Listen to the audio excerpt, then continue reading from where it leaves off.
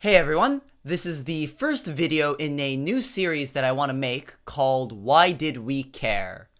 What I plan to do with this series is I'll be taking areas or subjects of mathematics and I'll be, as the title suggests, be talking about why we cared about these subjects in the first place.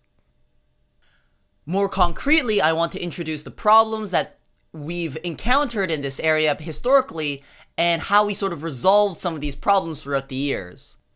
So today's first topic is on geometry. It's a topic that I believe almost every high school teaches in North America.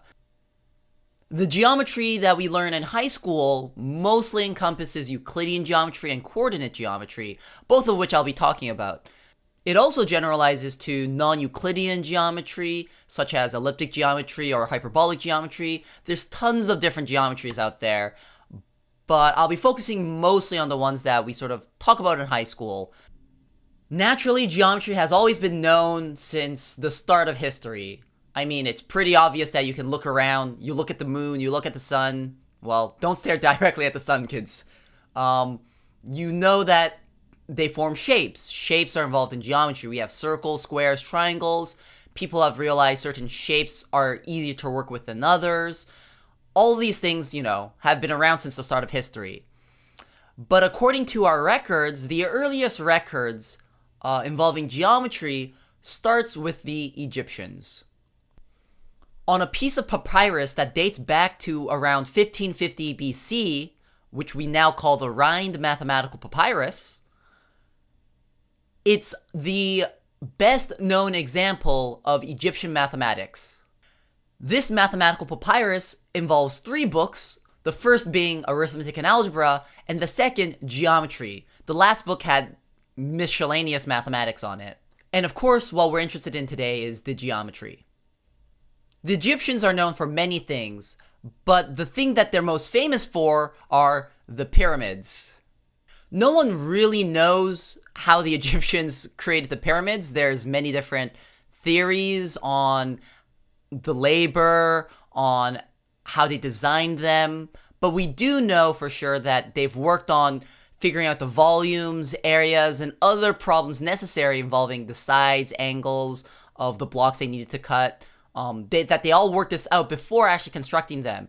In fact, one of the pyramids originally that they created was skewed. The second pyramid, known as the Red Pyramid, is a true pyramid, where there are no flaws in the design, at least at first glance. The Egyptians, of course, did other things with their knowledge of mathematics, including surveying the land and astronomy.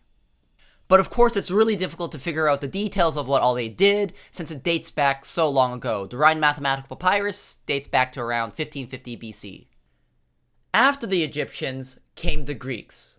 More than a millennia later, the Greeks drastically improved our knowledge of geometry and mathematics in general. Of course, they didn't develop this independently. They took and adapted useful elements from the Egyptians and the Babylonians. This period of time in history is unique because for the first time, we're actually able to note the contributions of certain individuals. In particular, there are many famous mathematicians and philosophers that contributed to the development of mathematics, but the birth of pure mathematics may very well have started with Pythagoras. He was perhaps the first person to ever realize that geometry and algebra were intertwined, and that one could construct a system of mathematics where geometric constructs correspond to algebraic elements.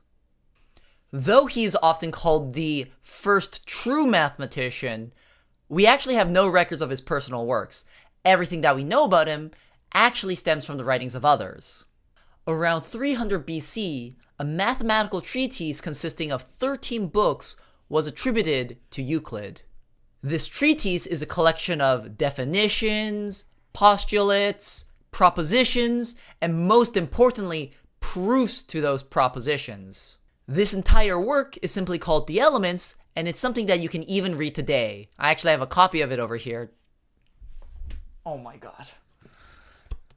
Can't see. It's actually humongous. We'll see how thick it is. It's absolutely crazy. No, I haven't read the book in its entirety, and I don't think I know anyone who actually has.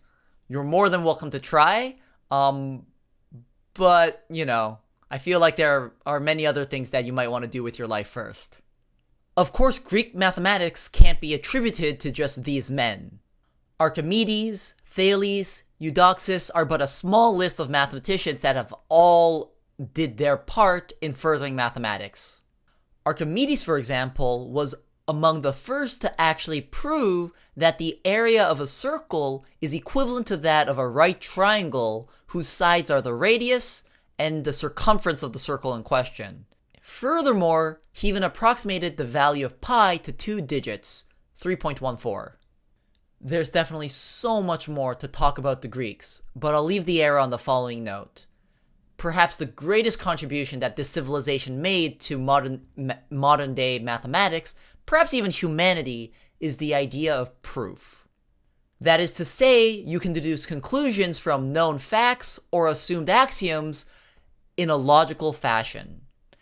Before this era, say the Babylonians, Sumerians, or Egyptians, all their mathematics were based off of inductive reasoning. That is to say, they used observations from nature or other sources to determine whether their ideas and thoughts were true. But the Greeks took known facts or assumed axioms first and then deduced new conclusions from these. And this is sort of the first example where this ever happened in history. We now skip more than 2 millennia forward into the 17th century. For the majority of the period in between, mostly from the 4th century to 12th century, also known as the Dark Age, mathematics in Europe stagnated. Their knowledge and study of geometry, arithmetic, and astronomy were limited to translations of ancient Greek masters. But after this period, we move into the Renaissance era, where an unprecedented bloom of mathematics, science, and learning in general occurred all across Europe. It's during this time that mathematics and geometry were revisited by various mathematicians. But for today, I want to talk about René Descartes. In high school, we covered 2 types of geometry. Euclidean geometry, or the geometry of lines and circles, something we've already covered. The other is coordinate geometry. And René Descartes was the original founder of coordinate geometry. René Descartes was a Frenchman, if you couldn't tell from my terrible pronunciation, and he discovered analytic geometry and Cartesian coordinates. Cartesian coordinates are when you have this grid and a special point right dab in the middle, and you describe the position of other points based off of that special point, which we call the origin. So how did René Descartes come up with this idea of Cartesian coordinates? Well, there's a legend about that, actually.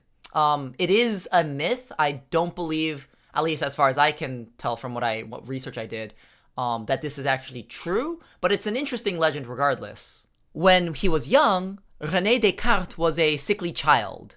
And so at boarding school, his teachers would let him sleep in all the way till noon. What a lucky guy, right? There's no way that happened in today's system of education. Anyhow, while he was in bed, Descartes would think about math and philosophy. Well, one day, when he was lying in bed, he noticed a fly on the ceiling. He watched the fly for a long time, just crawling all over his ceiling. As he was watching the fly, he wondered how he'd be able to tell what the position of the fly was to someone else. Eventually, he realized that he could describe the position of the fly by its distance from the walls of his room. When he finally got out of bed, he took the time to write down his thoughts and ideas. In particular, he tried to apply this idea to the position of points, which led to his invention of the coordinate plane. And that's the end of the legend. It was short, but I still found it interesting nevertheless that one could come up with the idea of a coordinate plane from such a simple event, even though that's not actually what happened. Is it natural to think in terms of such a grid? Well, obviously not if it took mathematicians so long to actually formalize and come up with this idea. Nevertheless, once you get used to it, It's not hard to sort of use this idea in our everyday lives. We talk about the position of things relative to others all the time. It just took time to formalize the idea. Naturally, there's so much more to geometry than what I talked about today, but I want to wrap it up here, having covered the two sort of main sources of geometry that we cover in school. High school, rather. Thanks for watching. If you have any questions, comments, criticisms, or even topics that you want me to cover, just leave a comment below. Later!